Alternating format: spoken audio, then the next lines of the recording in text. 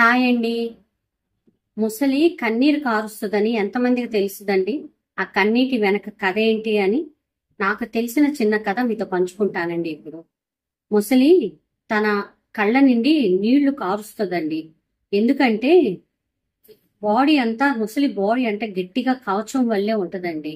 ఏదన్నా అది జంతువు తిన్నప్పుడు ఆ వేస్ట్ బయటికి రావడానికి ఆ బాడీలో ఎక్కడి నుంచి ప్లేస్ ఉండదు కాబట్టి ఆ ముసలి కన్నీళ్ళలోంచి నీళ్లు అనేది అలా ఆ జంతువులు తిన్న వేస్ట్ అంతా కన్నీళ్ల ద్వారా బయటకు తెచ్చుకుంటదండి.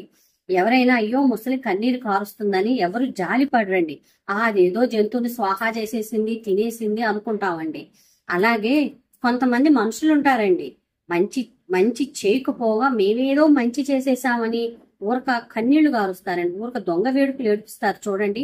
వాళ్ళని అగో వాడు చూడరా ముసలి కన్నీళ్లు గారుస్తున్నాడు అని మనం అంటాం. ఆ సామెత ముసలి కన్నీటి నుంచి వచ్చిందండి. థ్యాంక్ యూ ఫ్రెండ్స్, ఉంటాను.